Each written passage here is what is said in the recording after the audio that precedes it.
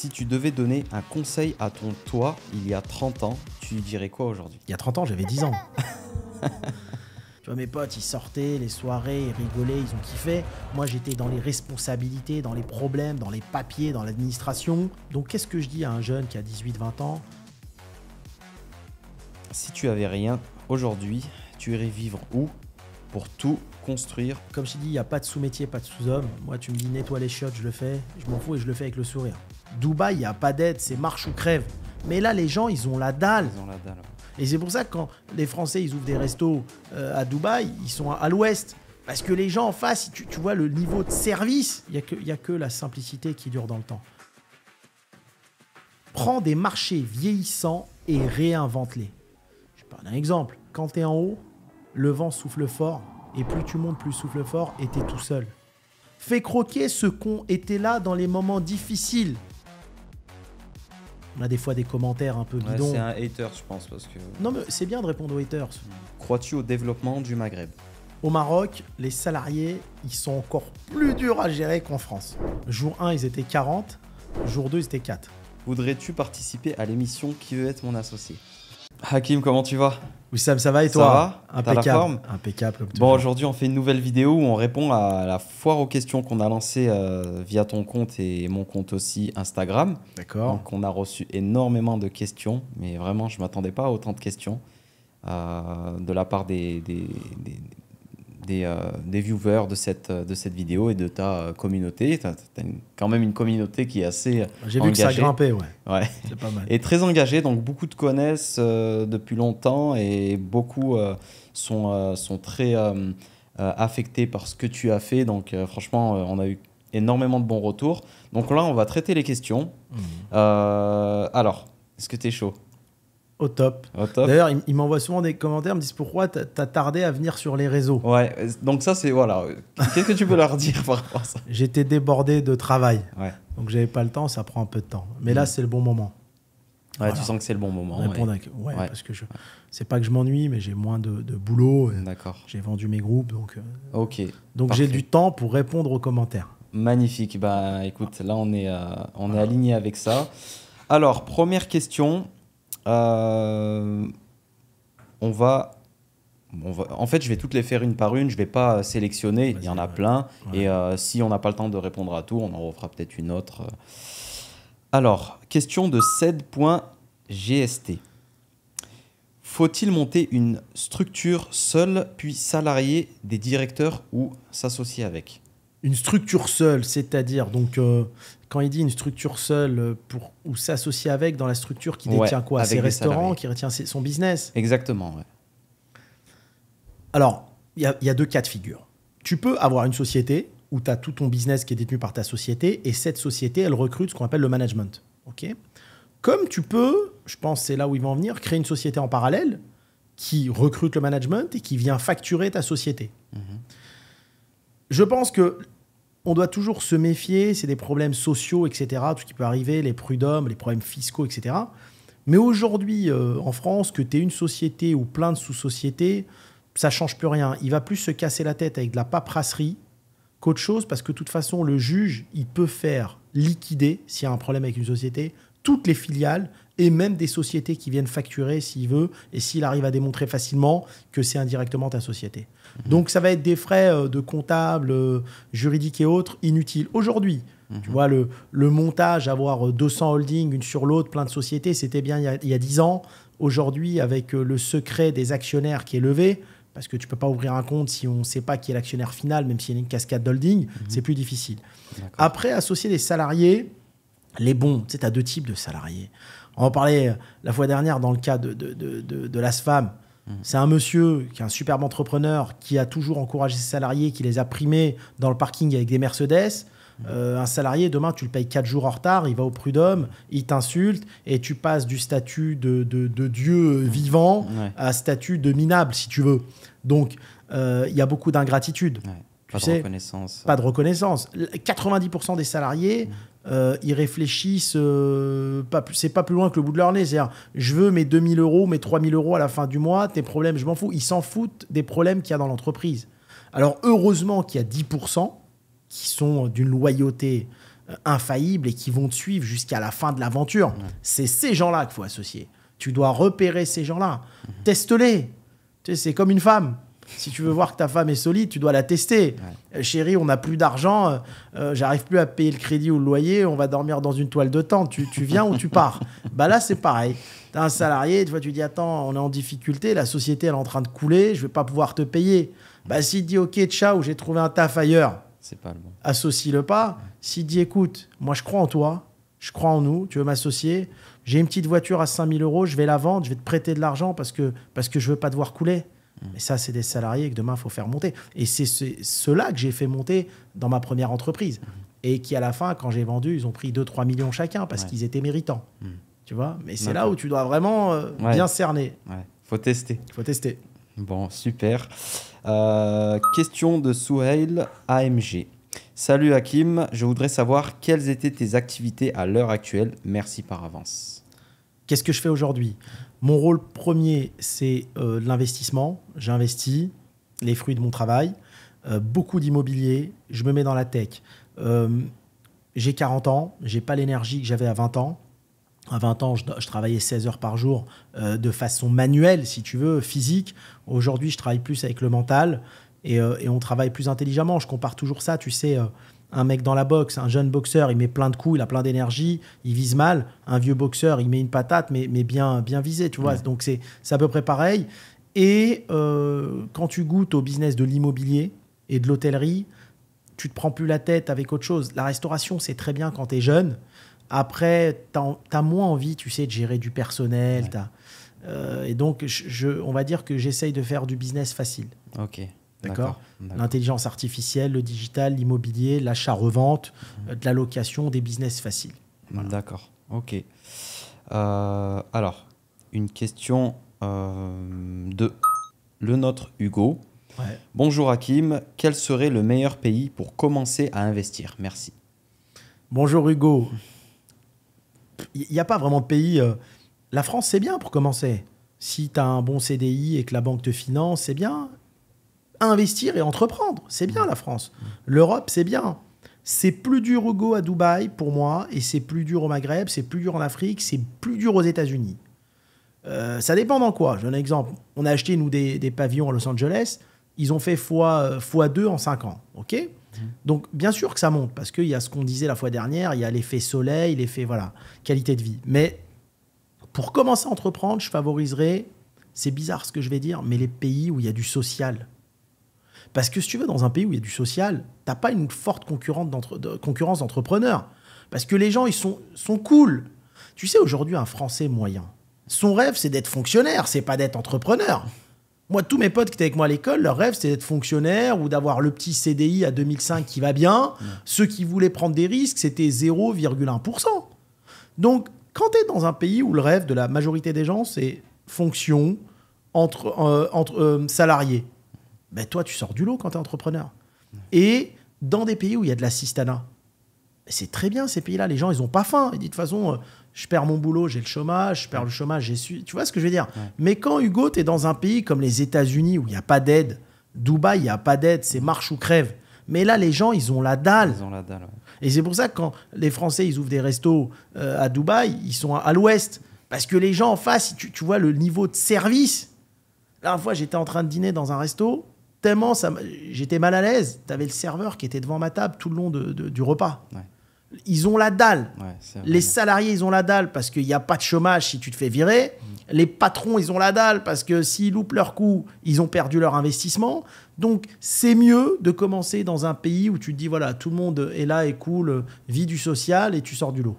Pour commencer. Après, une fois que tu as ton argent, tu as mis de côté 1, 2, 3, 4 millions, tu peux partir. D'accord, bon, super. Question de Bruno Gégaud. Avez-vous déjà fait appel à un consortium pour réaliser une opération d'acquisition? Salut Bruno, oui, bien sûr. Que ce soit quand j'étais sur le rachat de Quick, ce qu'on appelle des consortiums, c'est vraiment un peu des club deals quoi, de personnes qui vont investir à tes côtés, bien entendu. Que ce soit des amis à moi entrepreneurs qui avaient un peu d'argent à placer à mes côtés, que ce soit des fonds d'investissement, que ce soit des investisseurs privés, que ce soit des fournisseurs qui m'ont fait confiance et qui me disent « Hakim, on va mettre un ticket avec toi ». Oui, j'ai souvent fait appel au consortium d'investissement. Brahim, NL. Salut, tu as d'autres business que tes restaurants ou bien des futurs business, Des futurs business. Ouais. Alors, moi, je suis plus dans la restauration depuis 2014, depuis que j'ai vendu le groupe. Après, ça reste mon métier de passion. Tu sais, on est des gens passionnés.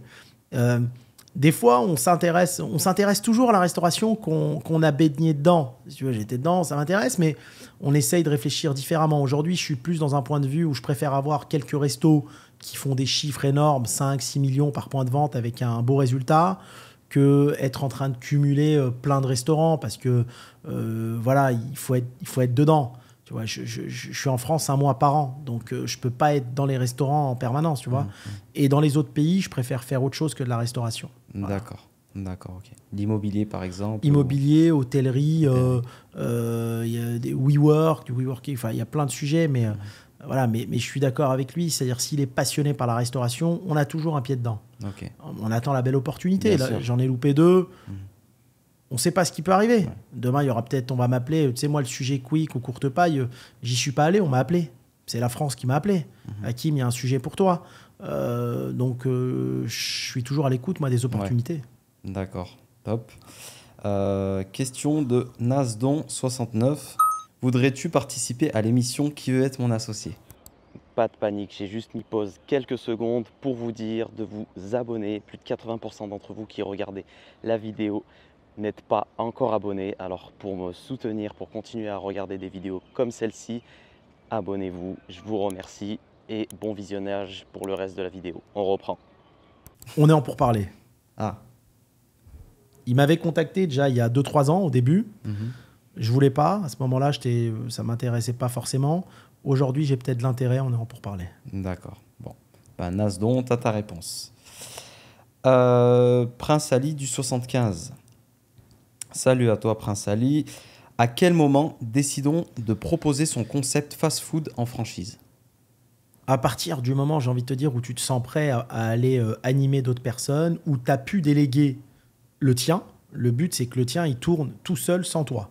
Une fois que tu as ouvert ton concept, tu n'as plus besoin d'être dedans. Tu as un super manager qui va pouvoir former, parce que ça va être le site pilote, qui va pouvoir former tes futurs franchisés et que tu as des bilans rentables en prévoyant les royalties. C'est-à-dire quand tu as des bilans, je donne un exemple, tu fais 100 000 de résultats, il faut te dire que tu vas affecter ton restaurant et celui des franchises à venir de 7% de royalties. Donc en vrai, tu fais plus que 30 000. Donc il faut que tu montes au moins ton affaire à 100 000 d'EBITDA, de résultats, en ayant impacté les royalties. Dès que tu es prêt, ça fonctionne, ça roule, tu es rentable, tu peux y aller. Il n'y a pas de loi qui dit il faut que tu aies un resto depuis 10 ans ou 5 ans. Oui, non. ça peut aller très vite. Voilà, tu as un bilan, tu es transparent vis-à-vis du franchisé entrant et c'est bon. D'accord, ok. Distant Pro qui nous demande quels business physiques sont adaptés au marché marocain en termes de rentabilité et faisabilité. Alors, au Maroc, les salariés, ils sont encore plus durs à gérer qu'en France. Je dis, moi, j'avais une anecdote là-bas qu'on avait ouvert à l'époque des affaires. Jour 1, ils étaient 40. Jour 2, ils étaient 4. D'accord? Ils n'en ont rien à faire. Ça ne les intéresse pas. Donc, business physique au Maroc, si tu fais un super restaurant, pourquoi pas? Ou, etc. Il y a des choses à prendre en compte. Si tu me parles de Marrakech, moi, je dirais qu'il y a déjà les institutions, comme le comptoir d'Arna, comme le Taj. Il y a déjà des Koya, restaurants. Le Koya, voilà. ouais. Alors, Koya, en plus, il n'a pas fonctionné au début. Ah ouais. Il a fonctionné quand il a été repris. Mais si tu veux, tu as déjà des institutions. Oui. Tu vois, donc c'est difficile de te démarquer. Tu as soit les institutions un peu occidentalisées comme ça, soit les petits boui-boui comme Bledna, où tu vas manger des super grillades et tout. Donc, il va falloir que tu trouves ta place entre les deux. C'est pas évident. Alors, business physique, après, les barbershops, il y en a. Enfin, plein de choses. Je dirais que c'est à lui d'avoir l'idée. Pourquoi pas faire un studio de podcast comme ici, tu vois? C'est à lui d'avoir... C'est une idée, c'est vrai. C'est à lui d'avoir l'idée. Alors, Eld Octai, peux-tu nous donner ta vision aujourd'hui des différentes franchises présentes en France? Alors, il y en a plein qui sont intéressantes. Tout dépend combien tu vas gagner, combien tu veux gagner, à quel délai tu veux sortir, c'est-à-dire tu veux vendre ton bien, et qu'est-ce qui te passionne. Tu sais, on fait bien dans la vie que ce que l'on aime faire. Ouais, je suis d'accord. Si tu aimes bien faire du pain, pourquoi pas prendre une franchise de boulangerie? Pour moi, aujourd'hui, je vois même des franchisés McDonald's qui sont en train de sortir du réseau pour aller ouvrir, j'ai un exemple, des Marie Blachère. Le pain est porteur. Si tu as des convictions, tu n'as pas envie de vendre du porc dans ton restaurant, tu as des convictions religieuses et que tu as envie de vendre de la viande halal, tu vas aller vers des franchises halal. Hein. Tu as des franchises quand même, tu vois, qui sont hyper pérennes. Moi, je prends le cas d'Otacos. J'aurais jamais cru que le tacos, il allait autant se solidifier. Tu vois, il y a eu très peu de fermetures et moins que les firmes américaines. Et ça dure dans le temps. Et c'est je veux dire, les étudiants, les jeunes, ils se sont habitués à manger ça. Et pourquoi ils arrêteraient demain, tu vois? J'aurais jamais cru, moi, tu sais... C'est quelque chose, on me l'avait proposé avant même qu'Otacos s'ouvre. Hein. Quand j'allais à Grenoble, je devais faire ça. Mon cousin il me dit, viens, on fait une chaîne de tacos. Je dis, non, mais il n'y a pas de crudité, c'est pas assez healthy, tu vois, comme quoi moi-même je me plante. C'est à lui d'investir dans des choses sur lesquelles il croit, quoi. Hein. Le produit en lequel tu crois à l'avenir. Parce que c'est le hamburger, le tacos, le kebab, le pain, le café, tu vois. Ouais. Aujourd'hui, tu sais qu'en France, tu as même des Starbucks qui se cassent la gueule. En province, il y a plein de Starbucks qui ferment. Donc, trouve une franchise adaptée au marché français et ne crois pas que les firmes américaines sont plus rentables ou autres. Moi, aujourd'hui, je préfère avoir un Otacos qu'un Subway ou un Domino's Pizza, par exemple. Tu vois ? Alors que c'est des mastodons américains. Parce que tu as des entrepreneurs français qui ont fait un très bon travail voilà, autour des produits comme le tacos, autour du burger, autour de plein de choses. Ouais, petite parenthèse sur Domino's, j'ai vu qu'ils étaient en perte. Ouais. Énorme. Ouais, énorme, hein, cette année, c'était pas terrible. Les firmes américaines, moi, je trouve qu'ils ont, à part McDo, Burger King, beaucoup de mal à faire leur place en France. Et j'ai envie de lui dire... travaille avec des Français. Ça sert à quoi d'envoyer 5% des royalties aux US? Autant que ça reste en France, ça fait participer à l'économie française. Ok. Alors, N-PLSTN2. Comment reconnaître un local qui a du potentiel pour un développement? Mitoyen à McDonald's, si tu es dans la restauration. Va là où tout le monde va, tu verras. Je veux dire, tu prends une périphérie de ville en France, tous les hôtels, ils sont collés. Tu veux faire un hôtel, tu te mets à côté, c'est rien de s'éloigner. Tu veux ouvrir un restaurant, tu vas en périphérie, à McDo, Quick, KFC, ils sont tous à côté, tu prends à côté. Ne t'éloigne jamais. Ne sors jamais de la zone d'emplacement où il y a ta concurrence. Parce que c'est tes concurrents qui vont te ramener du monde. D'accord ? Un client, c'est simple. Il va à McDo 10 fois. Une fois, il va vouloir changer, il viendra chez toi. Mais si tu n'es pas à côté, il ne viendra pas. Très bien dit. Super. La même personne qui nous pose... la même question, qui te pose cette question. Est-il possible de monter un empire à l'échelle nationale sans crédit? Oui, c'est... Alors, tu t'associes avec 2-3 potes, tu fais un site pilote et tu deviens franchiseur et tu n'as que des franchisés. Tu n'as pas besoin de financement si tu n'as que des franchisés. Hein. Par contre, si tu veux te mettre dans une politique d'ouvrir des magasins en filiale, 10, il faut que tu aies l'argent. Comment tu vas faire? Alors, si tu es riche à la base, tu n'as pas besoin de crédit, mais si tu pars de rien, c'est difficile. Ou alors, tu vas devoir attendre. Il y en a qui l'ont fait, hein, mais le développement est plus lent. Mais le problème, c'est que tu vas attendre que ton restaurant fasse du bénéfice, tu vas payer les impôts, il reste très peu d'argent dans la société, et ensuite, avec cet argent, tu vas ouvrir un resto. Alors, imagine, tu fais, je sais pas, après impôt, 50 000 € de bénéfice par resto. Pour en faire un deuxième, un restaurant, ça coûte à peu près 250 000. Tu vas déjà attendre 5 ans. Et ainsi de suite. Et il faut que tous tes restaurants fonctionnent pour développer. Des fois, dans la vie, il y en a qui ne fonctionnent pas, des restaurants. Donc, tu peux, oui, mais c'est plus long. Et si tu veux faire de l'acquisition foncier, tout ce qui est achat de murs, c'est impossible. Tu vas faire comment? Un mur commercial qui te rapporte 10 000 par mois, il coûte 2 millions. Tu vas faire comment pour sortir 2 millions? Il va falloir que tu fasses des bénéfices pendant 20 ans. Ouais. Et quand tu auras fini de faire des bénéfices pendant 20 ans, tes murs, ils vaudront plus 2 millions, ils vaudront 4. C'est faisable, mais difficile. D'accord. SA-ID. Si tu devais donner un conseil à ton toi il y a 30 ans, tu lui dirais quoi aujourd'hui? Il y a 30 ans, j'avais 10 ans. Un conseil... Ouais, il y avait 30 ans. Bon, je pensais si tu aurais eu 30 ans, mais ouais, il y avait 30 ans. Moi, je dirais, avant d'entreprendre, parce que quand tu entreprends, tu es un peu emprisonné. Les entrepreneurs, c'est une vie assez régulière. Hein. Tu vas tous les jours au bureau, tu bosses, tu vois, surtout quand tu as des associés. Quoi. Tu es là.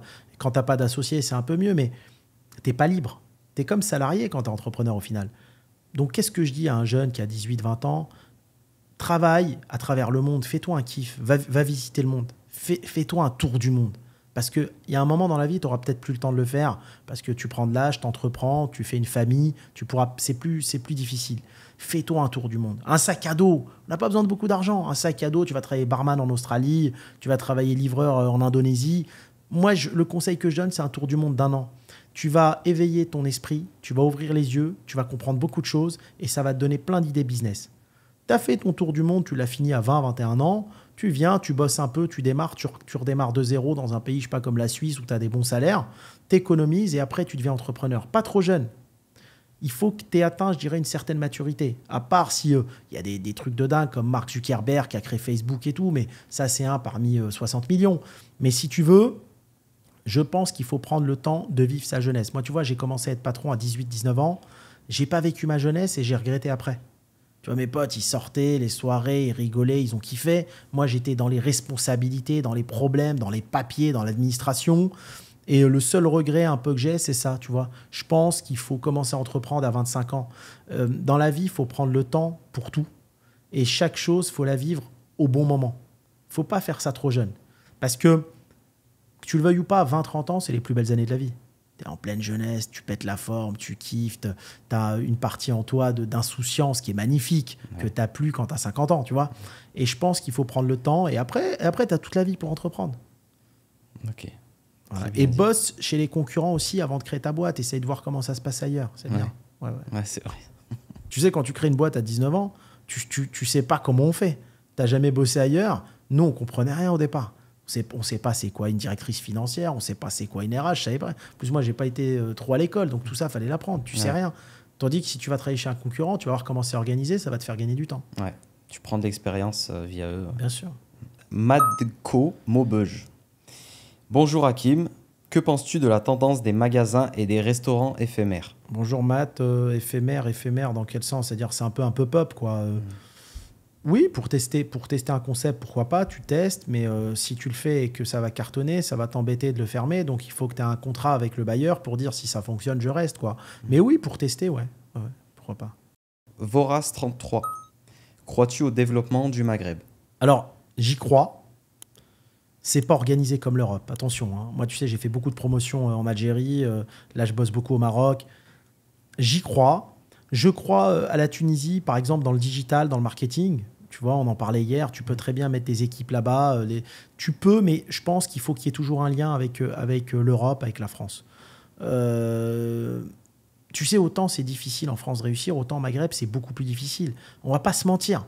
Quand tu pars de zéro, comment veux-tu monter l'ascenseur social dans un pays africain? C'est presque impossible. En France, quand même, tu peux le faire. Tu peux le faire. Et les autres pays, c'est très difficile. Donc maintenant, bien sûr, le Maghreb va se développer. Mais aujourd'hui, si tu es salarié, tu touches 2000 en Europe, tu ne vas pas toucher 2000 au Maghreb. C'est difficile. Tu vas toucher 500 euros, 600, 700, 1000. Donc, je dirais que c'est bien quand tu es patron. Tu vas te créer ton business, c'est bien. Mais sinon, en tant que salarié, moi, j'y crois moins. D'accord. Donc le développement de manière générale, le développement du Maghreb, c'est quelque chose que tu penses ça peut... C'est difficile. C'est des pays. Moi, j'ai des anecdotes. Moi, à l'époque, je passe dans zone interdite en 2008. Il y a une grosse banque algérienne qui m'appelle. Enfin, c'était le ministre de l'économie, le ministère qui m'appelle, viens faire du business ici. Mais on n'est pas habitué, nous, à ces... la banque va te prêter 5 millions, il va y avoir 3 millions de faux frais. Enfin, quand tu t'habitues quand même à la rigueur européenne et française, c'est très difficile d'entreprendre au Maghreb. Attention, il faut y aller. Moi, j'ai plein d'amis qui ont entrepris au Maroc, ils ont tous regretté. L'immobilier, oui. Le reste, avec prudence. Avec prudence. Tu vois, l'immobilier, bien sûr, c'est en pleine effervescence. Tu construis des maisons, tu les vends, tu prends pas de risque, tu vas gagner beaucoup d'argent, tu cartonnes. Maintenant, tu fais un petit barbershop, oui, etc. Mais je dirais, dans ces pays-là, te frotte pas aux gros poissons. Comme partout, d'ailleurs. Hein. Comme partout. Mais il faut pas te frotter aux gros poissons. La même personne, est-ce que le kebab est toujours pertinent en 2024? Alors, le kebab, c'est mondial.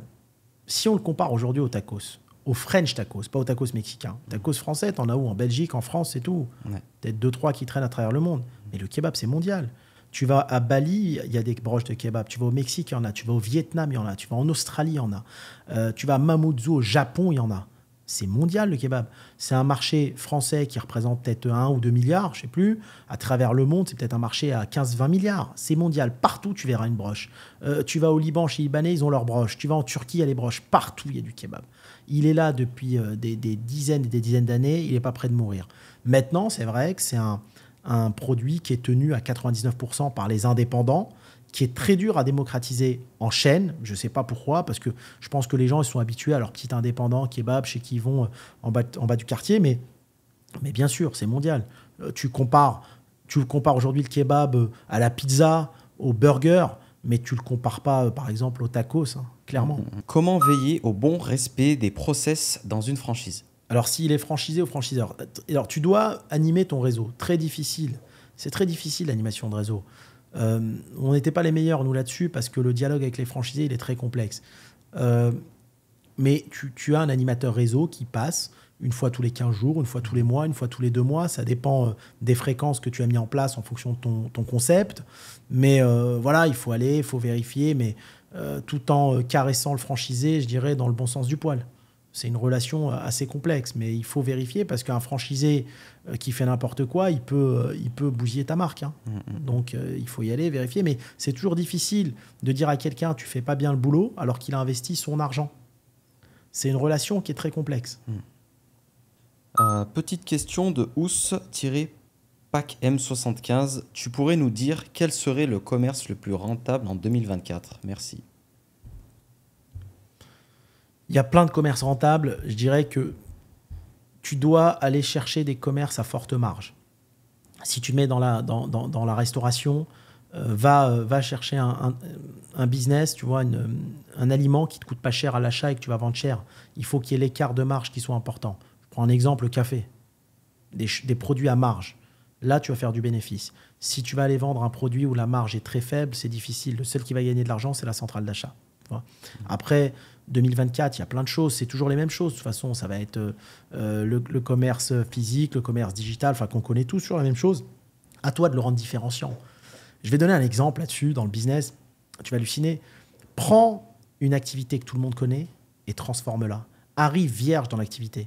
Il y a deux types que je connais, je ne citerai pas les noms, qu'on fait HEC. Leur spécialité, c'est de reprendre des affaires qui ne fonctionnent pas, de transformer ce monde et d'aller revendre des boîtes de 300 millions de dollars. Et ils l'ont toujours fait. Et ça dure 2-3 ans. Après, ils se reposent 1 an. Les mecs, ils ne vivent même pas en France, ils vivent en Indonésie. Hein. C'est des Français. Hein. Ils se reposent 1 an et ils refont ça. Un exemple. Tu prends le marché de la coiffure et tu le réinventes. Prends des marchés vieillissants et réinvente-les. Je vais prendre un exemple. Les coiffeurs, qu'est-ce qu'on peut faire? Une fois, je réfléchissais à ça. On va faire peut-être des coiffeurs ouverts 24/24, 7/7.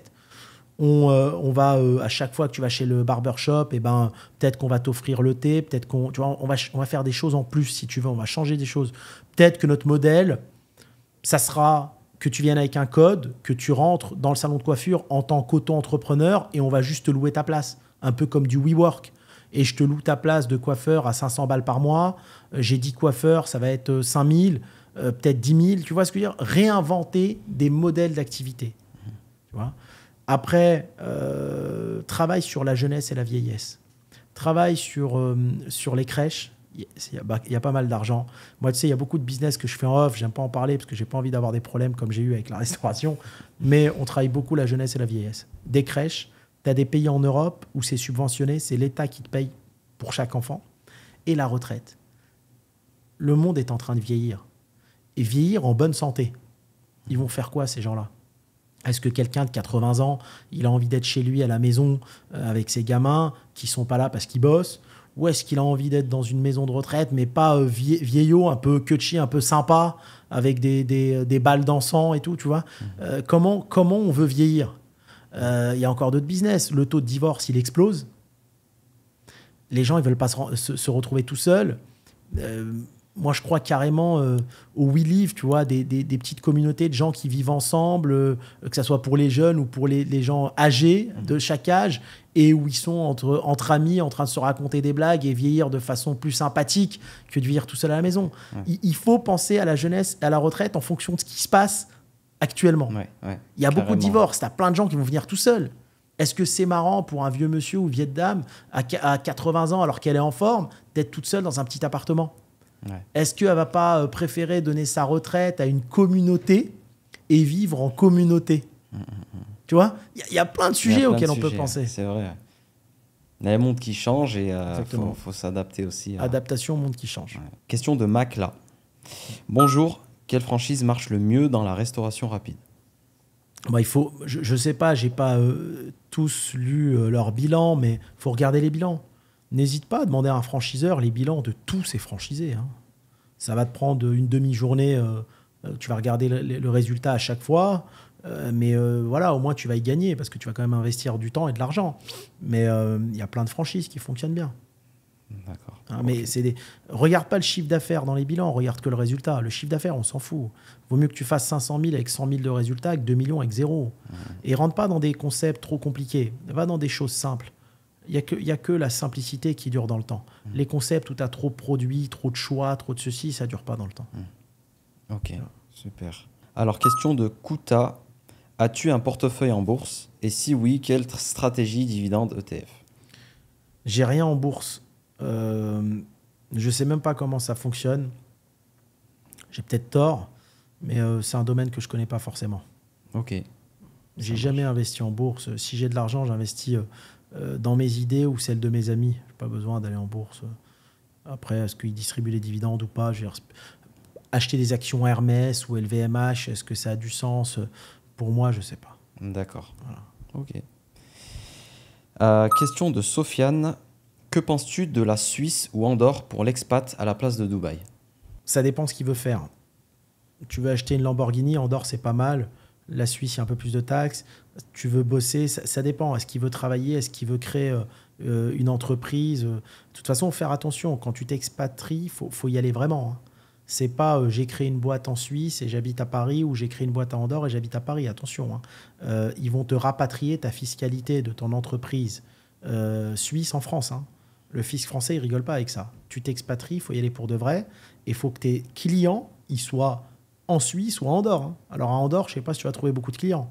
Parce que sinon, le fisc français va dire que ton activité économique, la réelle activité économique, est en France. Et que tu as fait ton montage fiscal un peu pour payer moins d'impôts. Et ça, ils vont te réintroduire la fiscalité française. Hein. Il faut que tes intérêts économiques soient en majorité dans le pays où tu résides et où tu as ton entreprise. D'accord. Bon, bah, c'est clair pour toi, Sofiane. Nertifad, que pensez-vous du modèle Dark Kitchen en France, sachant qu'Uber Eats prend 30% de Moi, commission? j'aime pas être full 100% modèle où je suis commissionné. Tu vois, c'est comme mes hôtels, ça m'embête toujours, le système booking, etc. On essaie de fidéliser les gens différemment. Ils prennent 30 aujourd'hui. Tu peux négocier avec eux, c'est un grand groupe à 20, 18. Peut-être que demain, ils vont prendre 40. C'est eux qui contrôlent le marché, c'est pas toi. Tu es trop dépendant d'eux. C'est ce qui me dérange dans ce modèle-là. Donc, essaye de faire plutôt quelque chose d'hybride. C'est bien, de la livraison, mais il ne faut pas que tu vives que de la livraison. Il faut que tu aies tes clients qui viennent chercher sur place aussi. Sinon, en fait, 30%, c'est de l'argent. Alors, si c'est impacté sur le prix de vente, ça va. Mais est-ce que les gens, je sais pas, si tu vends ta pizza 10 €, livrée, elle vaut 15. Moi, je trouve ça dingue que les gens, ils préfèrent payer 5 € de plus pour ne pas se déplacer. Ça fait du bien de marcher un peu. Il faut prendre l'air. Mais donc, je ne sais pas comment ça va évoluer, mais je pense que hybride, c'est mieux. D'accord. Ok. Moi, par exemple, je commande jamais. Tu vois, quand je suis en Europe, je vais marcher un peu, ça me fait ma petite balade. Et en fait, tu gagnes 5 € et tu rentres chez toi. Je dirais. Ouais. Faut pas En tout plus, se faire livrer. tu manges sur place, tu as l'expérience de bien manger sûr. sur place. Mais sinon, tu sors plus de chez toi. Mais ça devient comme ça, malheureusement. Bah ouais, mais il faut marcher dans la vie, c'est bon pour la santé. Sinon, tu marches plus, il y aura que des obèses à terme. C'est vrai. Question de Amir. Salut Hakim, si tu devais repartir de zéro, penses-tu que tu te dirigerais vers la restauration? Salut Amir, ça dépend de l'époque. Oui, pour gravir l'échelle sociale, c'est pas mal la restauration. Et ça t'apprend beaucoup de choses, la restauration. Oui, pourquoi pas. Moi, je regrette rien dans mon parcours. Donc oui, pourquoi pas. C'est sûr que quand tu goûtes à l'immobilier, tu gagnes de l'argent beaucoup, beaucoup plus facilement. Mais j'ai envie de te dire que les premiers sous, la restauration, c'est bien pour les faire. Après, la restauration, à mon époque, on se régalait. C'était beaucoup mieux qu'aujourd'hui, je pense. Mais pourquoi pas, fais ce qui te plaît. Fais ce qui te plaît. Si ça te plaît pas, tu sais, moi j'ai des potes, ils ont des affaires où ils gagnent des millions, mais des millions d'euros par mois, hein. Mais ça leur plaît pas. Ouais, j'en ai marre, je vais même pas au bureau. Tu sais, l'argent, c'est important, mais ce qui te plaît, c'est encore plus important. Il faut être animé par quelque chose. Ah ouais, tu vas avoir des médecins, ils vont toucher 4 000 euros. Ils peuvent faire autre chose, où ils gagnent 40 000 par mois, mais il aime être médecin, il aime soigner les gens, et il fait ça, et c'est son kiff, sa passion, c'est tout. Si t'es pas animé, tu vas pas bien bosser. Le Four 92 600, un exemple, la vidéo sur la loyauté est dingue, merci. Merci à lui. Ouais, pour répondre un petit peu aux commentaires, aux questions, aux commentaires. Mais la loyauté, elle est importante, parce que tu sais, quand tu es en haut, le vent souffle fort, et plus tu montes, plus il souffle fort, et tu es tout seul. Tu sais, les gens vont être là que dans les bons moments dans ta vie. Les seuls qui vont être là dans les mauvais moments, c'est qui? C'est tes parents. C'est les seuls qui seront là dans les mauvais moments. Tu comprends? Y a un philosophe qui s'appelle, et qui est mort maintenant, Jean d'Ormesson, qui disait le train de la vie. Qui reste dans ta vie? Tes parents et tes enfants. Et au moment où tu as le plus besoin, c'est les seuls qui seront là pour toi. Tu vas faire profiter des gens, mais demain, tu as des moments difficiles et les entrepreneurs, ils en ont tous. Il n'y a personne. Il n'y aura personne. Tu vois ce que je veux dire? Il n'y aura personne. Tu es tout seul.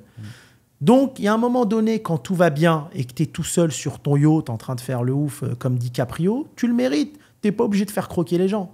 Fais croquer ceux qui ont été là dans les moments difficiles. Si ta femme, elle était là en train de dormir dans la voiture avec toi parce que tu n'avais pas un rond et qu'elle est restée, si demain, il y a retour à meilleure fortune, va lui acheter un sac Hermès, elle mérite.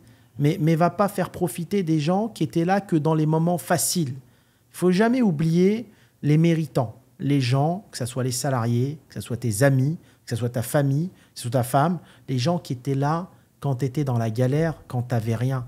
C'est eux qui méritent. C'est normal, une fois que tu es en rôle, c'est tout. Tu as tous les potes que tu veux, tu as toutes les gonzesses que tu veux. Mais il faut penser à ceux qui étaient là dans la difficulté. Ouais. Et malheureusement, il y a trop d'hommes qui oublient ça. Moi, j'ai des potes, mais il y a des femmes qui ont tout construit avec eux. Dès que le mec il prend des millions, il quitte tout le monde, il se barre, il veut aller avec un mannequin russe. Mais non, c'est pas comme ça la vie. Ça s'appelle ne pas être loyal. Dans la vie, il faut être honnête et réglo là-dessus. C'est important. Carrément, carrément. Alors, une question de Issam Sport. Quelle ville investir au Maroc? Marrakech pour moi. Sans hésitation. Sans aucun doute. Ouais. Pour moi, il y a le Maroc et il y a Marrakech. Ok, super. Alors, Yacine qui te pose comme question, que penses-tu du business de niche dans la food? Exemple, donuts, madeleine, cake, cookies. Oui, je crois au business de niche comme le donut. En ce moment, il y a une effervescence française là-dessus. Développe et vend. Quand la thématique est trop poussée dans le business de niche, ça ne dure pas. On regarde bien, que ce soit les cookies, que ce soit, ça ne dure pas. Donc développe 2-3 ans et bon. Ok, c'est clair. Ben qui nous dit « Salut, j'aimerais ton avis sur la franchise de kebab Au Malo ». Au Malo, c'est une franchise de kebab, mais qui est plus dans les tout petites villes, dans les villages. Alors le chiffre d'affaires moyen est relativement bas. Je crois que c'est 30 000 par mois. J'ai envie de dire, si tu habites dans une petite ville, 10 000 habitants, etc., pourquoi pas? Mais ce n'est pas une franchise qui est connue dans les grandes villes françaises. Après, pareil, étudie les bilans. Le franchiseur demande lui ses bilans à lui, franchiseur, et demande des bilans de tous les franchisés. Et tu vas avec un comptable, si tu ne sais pas lire un bilan, et ça va te coûter 200 € et tu étudies tout. D'accord. D'ailleurs, il y a pas mal d'autres franchises de kebab à ce niveau-là qui proposent des kebabs un peu haut de gamme. Ça, c'est une question personnelle. T'en penses quoi? Les trucs Berliner, Luxe Kebab, toutes ces choses-là. Je rejoins la rigolade, ce que dit Mohamed Eni. Ça va pas durer. Quand je dis ça va pas durer, peut-être à Paris avec des bobos parisiens. Mais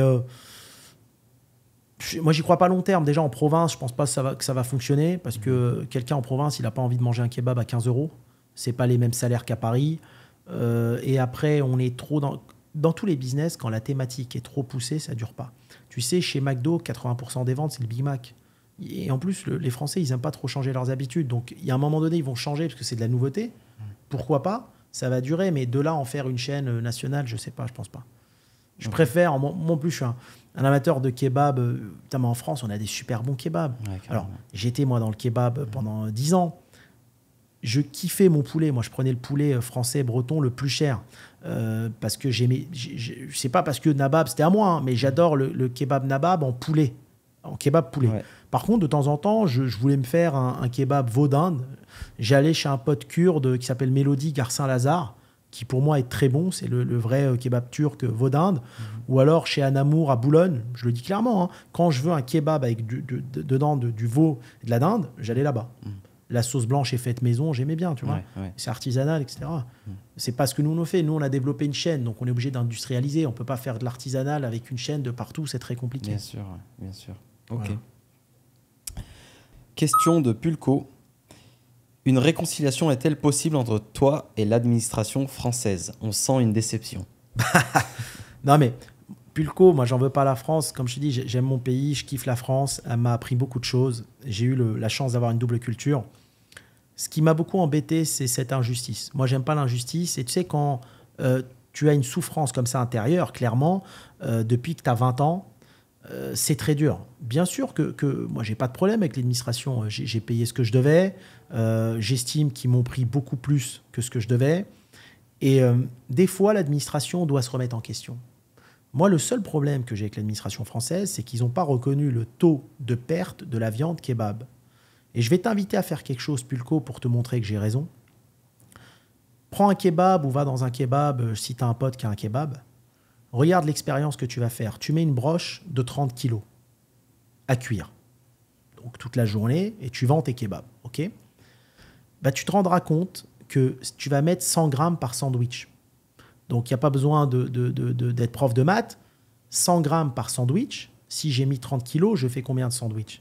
Non, logiquement 300. J'en fais 300. 100 grammes par sandwich, j'en fais 300. Tu vas te rendre compte, Pulco, que tu en fais maximum 150. Donc, il y a 50% de perte de la viande. Comment j'ai compris cette perte? Moi, ils m'ont attaqué le fisc. J'avais 21 ans, j'étais gamin. Moi, pourquoi j'ai cette souffrance, tu veux, Wissem? Mon père a quitté la France pour ça. Parce qu'il me dit, c'est quoi cette injustice que tu subis? Ils te volent alors que t'es gamin. Ça a créé des problèmes dans ma famille et autres, si tu veux. D'où cette souffrance. Sinon, j'ai rien à reprocher, moi, à la France. Hein. Tu sais, payer 75% d'impôts, je m'en fous. Ça aide les gens dans le besoin. Mais fais cette expérience. Tu vas comprendre pourquoi ça m'énerve. Ouais. Tu vas te rendre compte que tu fais 150 kebabs. Pourquoi? Quand j'ai visité les usines à kebab, tu as vu quand ils nous vendaient les broches, bah, ils mettaient des glaçons dans la sauce. Parce que les mecs, ils te vendent au poids, remplis de glaçons. Donc la viande, elle fond. En plus de fondre par elle-même, parce que la viande se consume. Dans le bœuf, ça se consume moins. Ça se consume à 20%. Tu fais cuire un steak à la maison, il pèse 100 grammes. À la fin, il pèse 80, 70. Clair. Il perd de son eau.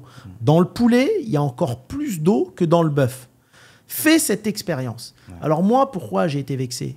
Tu fais cette expérience. Tout le monde peut la faire. Il n'y a même pas besoin de ramener des experts. Tout le monde peut la faire. Quand tu dis que tu te retrouves avec 50% de perte et que l'administration fiscale te dit, M. Benotman, nous, on estime qu'il y a maximum 10%. Mais faites des essais. D'où vous estimez comme ça, sans connaître les chiffres, ce n'est pas votre métier. Et qui te disent, bah, les autres 40%, on estime que vous avez volé l'argent. Donc, vous avez un redressement d'1 million d'euros parce qu'ils vont te mettre 300 000 sur 3 ans. Ouais. Ça fait 1 million. Et comme tu as 18 restaurants en filiale à ce moment-là, on te met 18 millions. Ouais, comment j'appelle ça, moi, des menottes financières? On te met, Pulco, des menottes financières pour que tu ne puisses plus développer ton business. Tu comprends? Et c'est cette injustice que j'ai mal vécue. Donc, si l'administration se remet en question, même 20 ans après, ils me disent, voilà, en fait, on ne connaissait pas le métier kebab, on a analysé, et en fait, monsieur Benotman, on va vous rendre cet argent, parce qu'en fait, compte, c'est vrai, la perte, elle monte à 50%. Bien sûr que je me réconcilie. Je me réconcilie avec la justice, pas avec l'injustice. Ok, c'est clair. Tout simplement. Ouais, c'est clair. Ok. Et faites attention à ça, d'ailleurs, aux entrepreneurs. Si demain, vous créez un business, calculez les pertes. Et si vous voyez que les pertes ne rentrent pas dans les ratios de l'administration fiscale, faites ce qu'on appelle, moi je l'ai appris après, je l'ai appris 10 ans après, parce que j'étais gamin, un rescrit fiscal. C'est-à-dire, t'envoies, avant même de créer ton business, à l'administration, par exemple le kebab, tu dis, écoutez, j'ai testé mes kebabs, je suis à 50% de perte. Tu l'envoies avant même qu'ils viennent te contrôler. Mais ça, moi, je ne le savais pas à 21 ans. Ouais. Je ne le savais ni moi, ni mon comptable, ni ceci. Je l'ai su quand j'ai vu 40 avocats. Il y en a un qui me parlait de ça, rescrit fiscal. Je ne sais même pas ce que c'était. C'est une chose à apprendre, franchement. Là, moi, tu m'apprends quelque chose. Tu fais un rescrit fiscal. Rescrit fiscal. Voilà. Tu leur dis, moi, dans mon produit, la sauce, c'est tant, il y a tant de pertes. Voilà. J'ai un exemple, tu as vu les glaces Sunday que tu manges chez McDo, c'est rempli d'air. Donc, donc, il y a beaucoup de pertes. Ils font des rescrits fiscaux à l'administration en expliquant.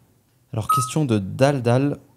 Si tu avais rien aujourd'hui, tu irais vivre où pour tout construire, opportunité et qualité de vie? Où j'irais vivre si j'avais rien. Tu sais, moi, j'ai pas peur de repartir à zéro. Comme je t'ai dit, il n'y a pas de sous-métier, pas de sous-homme. Moi, tu me dis nettoie les chiottes, je le fais. Je m'en fous et je le fais avec le sourire. Parce que, voilà, il faut bosser dans la vie. On m'a appris à bosser. Je sais pas. Les pays où je trouve, ça dépend. Ça dépend. Si j'ai zéro et je repars à zéro et je suis salarié, bah, je vais en Suisse, en Australie ou au Luxembourg. Je suis bien payé parce que l'idée, c'est de mettre de l'argent de côté vite fait pour aller faire mon business. Une fois que je fais mon business, ça dépend. Si je suis dans le digital, je suis un digital nomade, je viens à Dubaï. Si je veux faire de la restauration, je reste en Europe. Parce qu'ici, le niveau il est trop haut. Comme j'ai dit, il faut au moins 2-3 millions de dollars pour bien investir. Je viserai les pays où les banques financent le mieux. Tu vois. Ça dépend. Si je fais de l'immobilier, j'achète des appartements, je les loue, je construis des maisons, je vais au Maroc. Voilà. Après, ça dépend de quelle activité tu fais. Après, si tu me dis bon vivre, moi je suis un fan de Marrakech, encore une fois. Après, tu peux peut-être pas y rester un an d'affilée, parce qu'au bout d'un moment, tu vas t'ennuyer. Mais je suis pas un grand fan des États-Unis, franchement. Le Canada, il caille. Être en Asie 10 ans d'affilée, je sais pas si je pourrais. J'ai envie de lui dire, t'es bien quand même en Europe. Tu sais, l'Europe, t'es bien parce qu'il y a un truc qu'on n'a pas ailleurs. Tu fais une heure d'avion, t'es en Italie. T'es 1h30, t'es en Suède, t'es en Espagne. Tu peux te balader et tu changes de pays. Enfin, la vieille Europe, elle a quand même plein d'avantages. Tu vois. Mais je sais pas, ça dépend du business. Ouais. Elle a les avantages sociaux. Quand tu commences à travailler, tu mets de côté, il n'y a pas de souci. Quand tu veux ouvrir un business, c'est que tu as un gros capital, enfin un capital un peu. Tu réfléchis au pour et au contre de chaque pays. Exactement. Il y a, la France, aujourd'hui, tu as plein d'aides à l'entrepreneuriat, tu as la BPI, tu as tout. Si tu veux le modèle entrepreneurial, il est bien fait. Attention, on va pas cracher dessus, il est bien fait. Après, ça dépend. Chacun a vécu son expérience, chacun a vécu ses difficultés, chacun a vécu ses blessures personnelles. Et en fonction de ça, voilà, tu as des pays où il y a des mindsets qui t'intéressent, tu vois. Les gens, ils sont moins prises de tête. Je sais pas, moi, la mentalité américaine, j'aime beaucoup. Je pourrais pas vivre là-bas, mais j'aime beaucoup. Tu vois, après, il y a plein de pays, le monde est grand. Ouais. Après, va pas faire du business en Chine. Je l'ai fait, c'est très compliqué. Il faut s'adosser aux Chinois. Le Japon, la Corée, j'ai beaucoup d'estime, moi, pour les Français qui vont entreprendre dans ces pays et qui arrivent. C'est pas simple. Tu vois, mais ça dépend de l'activité. D'accord. Alors, une autre question. La France fait tout pour qu'on parte de nous-mêmes, j'ai l'impression. Qu'est-ce que tu en penses? Alors, c'est un quoi? C'est quelqu'un de la communauté? C'est Daldal, la même question. Ouais, je pense que... Ouais. Il n'y a pas de photo, donc j'arrive pas à voir son visage. C'est sûr, Daldal, que quand tu regardes la télé, BFM, il n'y a pas besoin d'avoir fait Polytech pour comprendre qu'il y a un discours propagandiste qui te dit « casse-toi, t'es plus le bienvenu ». Ouais. Tu vois ce que je veux dire? Moi, quand j'allume la télé, à chaque fois, j'entends parler d'islam, j'entends parler de ceci. Bien sûr, pourquoi ils font ce discours? C'est malheureux parce que c'est un discours de division, ça divise beaucoup. Et aujourd'hui, à force d'entendre ce discours, même le français qui est là, qui fait sa vie, tu as l'impression qu'il aime plus les Maghrébins, qu'il aime plus l'islam, parce que souvent, il ne sait pas ce que c'est l'islam. Moi, j'ai des potes, ils me parlent de l'islam et je dis lis avant de me raconter tes conneries. Tu vois, pour eux, on est tous des terroristes, on est tous, tu vois. Ouais. Mais je dis lis avant. Je dis mais c'est pas ça l'islam. L'islam, ça prône la paix. Tu mélanges tout. C'est un manque d'information. Ils savent pas ce que c'est. Donc en fait, comme ils savent pas ce que c'est, ils jugent très mal la religion, tu vois.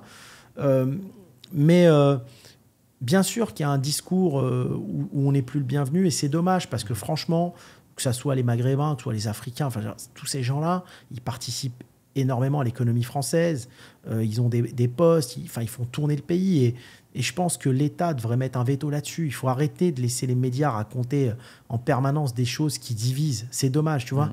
Normalement, le président, il arrête tout ça. Et je ne pense pas que quelqu'un comme Macron soit quelqu'un de raciste, clairement. Tu vois, le connaître via des personnes, je pense pas. Tu vois, c'est quelqu'un qui aime bien la diversité. Il a voulu mettre Aya Nakamura pour les JO. C'est lui qui a voulu. Hein. Tu vois comment il fait avec Mbappé lors d'une Coupe du Monde. Je pense pas. Mais c'est après, c'est les médias qui sont en train de tuer le pays. C'est les médias. Ouais. C'est les médias. Un peu plus de restrictions à ce niveau-là. Mais bien sûr, il faut bloquer. Ils divisent en permanence. Question de Saïd. Faut-il se diversifier dans l'activité ou rester concentré sur son cœur de métier? Cette question, elle est intéressante, Saïd. Il y a plein d'exemples qui montrent que tu as des personnes qui venaient d'une activité, par exemple de la restauration, et qui sont mis dans l'hôtellerie et qui ont mieux réussi que des hôteliers. Et il y a des gens qui sont venus vierges dans la restauration et qui ont mieux réussi que des gens qui sont dans la restauration depuis 40 ans. Des fois, reprendre une activité où tu arrives avec un regard nouveau, ça peut être que bénéfique. Parce que la plupart des personnes dans ce métier, ils ont la tête dans le guidon, ils changent rien au process. Et toi, tu viens et tu changes tous les codes. Ce qu'on parlait tout à l'heure, prendre une activité et tout changer. Et quand tu changes tous les codes, tu peux créer de la vraie valeur ajoutée et faire cartonner. Et tu vas te rendre compte que c'est pas ton métier de prédilection, mais tu as mieux réussi dans ce business-là. Donc, ça dépend ce que tu veux faire. Ouais. Ou alors, tu restes dans ton activité, dans ton cœur de métier, là où tu as appris, et tu continues à développer là-dessus. C'est deux choix différents. Mais ne crois pas que parce que tu n'es pas coiffeur, que tu vas échouer en ouvrant des salons de coiffure. C'est pas vrai. Une autre question qui vient de PLSNT2. Quelle est la meilleure manière de trouver un bon local avec loyer pas trop cher sur Paris?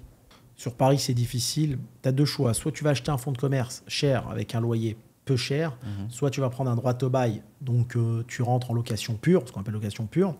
D'ailleurs, on parlera bien des baux dans un prochain podcast, où je vous expliquerai vraiment ce qu'il faut faire au niveau des baux commerciaux. Et là, tu n'hésites pas à négocier le loyer. Attention, il y a beaucoup d'endroits vacants aujourd'hui sur Paris, mais ne va pas non plus t'engager avec des loyers hors de prix. Hein. Surtout si tu commences, parce qu'il faut les reins solides derrière. Hein. Si tu arrives avec un loyer à 10 000 € par mois, déjà, le bailleur, il va te demander une caution de 6 mois de loyer, bancaire ou personnel. Tu as déjà 60 000 € de bloqué, tu vois. Ensuite, si ton activité ne démarre pas tout de suite, tu peux couler dans les 2-3 premiers mois parce qu'il faut de la trésorerie, tu vois. Donc, démarre dans le business step by step, petit. Un petit loyer à 2 000 €, fais-toi ton nom et petit à petit, va chercher des locaux un peu plus importants. Ou alors, déménage, va en province. Hein. Ouais. Tu sais, des fois, en province, les concepts, ils marchent beaucoup mieux qu'à Paris. Hein. Tu n'es pas obligé de faire du business là où tu vis. Va faire ton argent n'importe où et après, tu pourras aller vivre où tu veux. Hein. Pourquoi as-tu des déboires financiers? Alors, déboires financiers, déjà, il faut voir ce que c'est. Ouais. Moi, je n'ai pas de déboires. Tu sais, j'ai arnaqué personne. Hein. Il suffit de se renseigner. Tu as plein de gens qui ont arnaqué des fonds d'investissement. Plein d'entrepreneurs de ma génération. Je ne l'ai jamais fait. J'ai toujours remboursé les banques. J'ai toujours été carré et juste. On a des fois des commentaires un peu bidons. C'est un hater, je pense. Parce que... Non, mais c'est bien de répondre aux haters. Moi, des fois, je vois des commentaires des salariés qui disent « Oui, on n'a pas été payé. » Mais en fait, ce qu'il faut qu'ils comprennent les gens, c'est que moi, j'étais franchiseur. Tu n'es pas mon salarié en direct. Tu es le salarié d'un franchisé. Je n'ai pas le droit, moi, en tant que franchiseur, de rentrer dans la gestion d'un franchisé. Donc, tes problèmes, il faut les gérer avec le franchisé. C'est pas moi, franchiseur. Tu sais, il y a des gens, ils croient que tu es le grand patron, donc tu peux leur régler leurs problèmes. Ouais. Mais non. Tu es affilié à une société en tant que salarié. Il faut voir avec ce monsieur-là, de 1. De 2, tu vas avoir des gens qui vont raconter des conneries sur Internet, comme pour tout le monde. Hein. C'est souvent de la jalousie. C'est souvent des gens, tu sais, qui ont entendu sur toi des choses, mais sans te connaître. C'est pour ça qu'il ne faut jamais répéter ce que les gens disent. Moi, souvent, on parlait d'un type, on me dit « Hakim, lui, c'est un escroc ». Mais quand tu le rencontres, le mec, en vrai, c'est le mec le plus gentil et le plus droit du monde. Ouais. Il ne faut pas écouter les on-dit, parce que souvent, c'est des conneries. D'accord ? Moi, j'ai eu aucun déboire. La seule difficulté que j'ai eue, c'est dans le dossier courte paille. J'avais cédé en 2014 une entreprise qui a été défaillante en 2021-22. Je suis transparent, hein, surtout. Hein. Et je ne me suis pas présenté au tribunal parce que je n'étais pas au courant, d'une part. Et d'autre part, j'ai beaucoup de mal à faire confiance à la justice par rapport à ce qui m'est arrivé avec l'administration fiscale quand j'étais beaucoup plus jeune. Et ils m'ont mis en faillite personnelle et interdiction de gérer. Alors, faillite personnelle, ça ne veut pas dire tu n'as plus un rond. Faillite personnelle, c'est un nom juridique qu'ils mettent là et pour dire, voilà, tu ne dois plus faire de business. Et interdiction de gérer, donc ils te pénalisent en gestion. D'accord? Mais d'une part, ça ne m'a pas dérangé parce que là, mes affaires que j'ai encore en France, généralement, je suis qu'associé. Je ne suis pas opérateur. Et deuxièmement, j'ai fait appel. J'ai fait appel, d'accord? Et j'ai gagné en appel. Donc, j'attends qu'on m'envoie les documents pour pouvoir à nouveau pouvoir entreprendre. Mais c'était juste, je l'ai fait pour me blanchir, si tu veux, pour être clean. Parce que je ne compte pas entreprendre à nouveau en France. Mais c'est juste pour être clean, si tu veux, tu vois, avec l'État français. Mais des déboires, aucun. Les gens, tu sais, ils ont du mal. Ils ne savent pas ce qu'il y a dans tes comptes. Ils savent pas. Ils voient que le paraître. Toujours été clean. J'ai vendu Nabab à un fonds qui, en revendant les murs, ont gagné beaucoup d'argent. Mais beaucoup. Ils ont fait un x2. Et j'ai pas de déboire plus que ça, j'ai jamais eu de soucis. Il y a des sociétés qui ont été défaillantes, d'autres qui ont cartonné, comme tout entrepreneur. Ça n'existe pas, des zéros défauts. Mais ça, c'est des bêtises. Ouais. On a un autre message encore de Voras33. Développer des franchises ou des succursales, selon toi? Est-ce que tu as envie de gérer des franchisés ou des salariés? La seule diff, elle est là. Succursale, ça va te demander un peu plus d'argent, c'est ton CAPEX. Les franchises, c'est l'argent des gens. Des franchisés entrants, ça dépend ce que tu aimes faire. Tu sais qu'il y a des gens qui n'aiment pas avoir des franchisés. Tu aimes bien contrôler ton entreprise. Si tu as envie d'avoir un contrôle absolu, comme, je sais pas, Cogent, par exemple, il y en a qui doivent connaître Cogent à Paris, bah là, tout est en filiale, tu vois, des succursales. Tu n'es pas obligé de passer pour des franchises. Après, il ne faut pas avoir non plus que de la franchise. Parce que s'ils ne te payent plus, ta boîte est cool. Je te donne le cas de... À l'époque, tu avais Buffalo qui a eu des problèmes avec la vache folle, etc. Heureusement qu'ils avaient beaucoup de succursales, fini de payer parce que tu as les reins solides. Des franchises, tu prends le cas de la pataterie, je ne sais pas si tu as connu. Oui. Quand les franchisés ne sont plus là, ça y est, il n'y a plus rien, ça s'effondre. Ils sont passés de 280 restos à 30 ou 40. Hein. Tu vois? Donc il faut quand même... Essaye d'avoir tes 3-4 petites succursales qui cartonnent. Ne garde pas les succursales qui sont des foyers de perte, qui te font perdre de l'argent.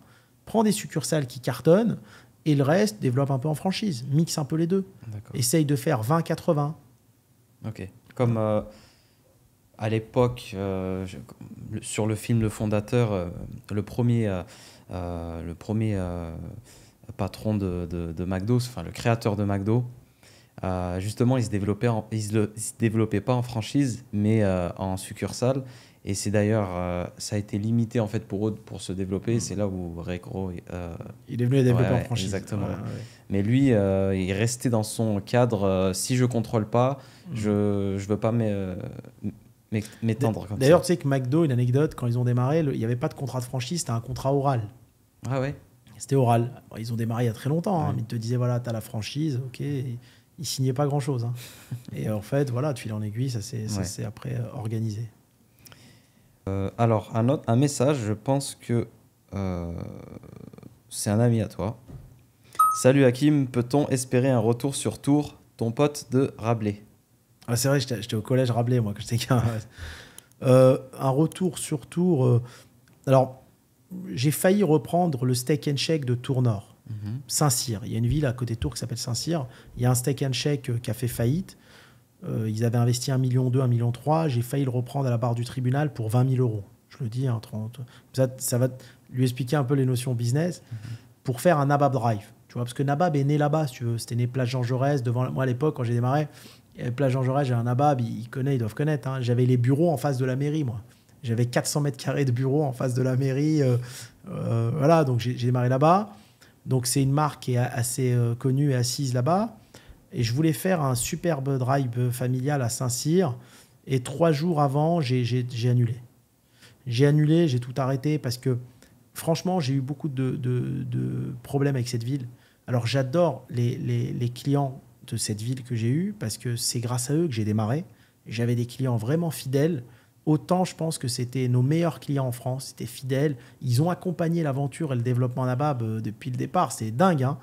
Et ce qui m'embêtait un peu, c'était de fermer les Nabab dans cette ville parce que c'était un peu comme si tu lâchais tes clients.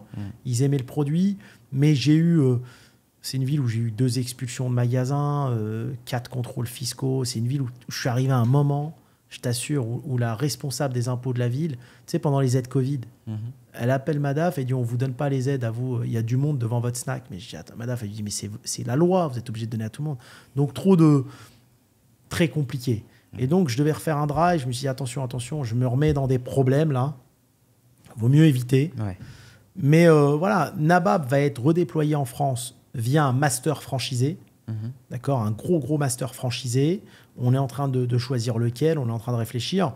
Ce master va sûrement réouvrir cette ville, comme il va en réouvrir d'autres. Tu vois, moi, depuis le rachat de la marque, l'idée, c'est d'avoir le bon master. Il va redéployer. Là, on a signé le master espagnol, il va y avoir le master français. Un master, c'est quoi? C'est un gros franchisé qui va ouvrir un peu partout à travers la France.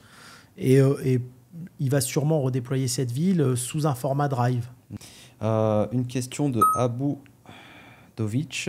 Est-ce que tu as des projets pour le Sénégal?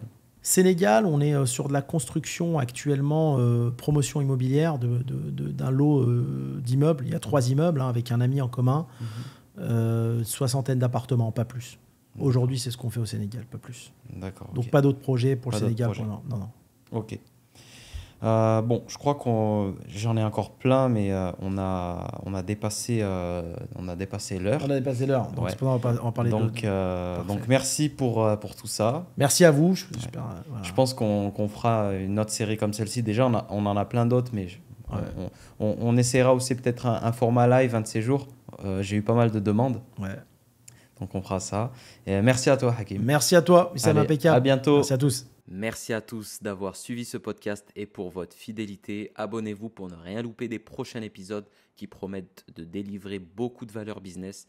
N'hésitez pas à regarder dans ma chaîne les autres podcasts qu'on a déjà tournés, dont beaucoup de masterclass. Profitez-en et je vous dis au prochain épisode.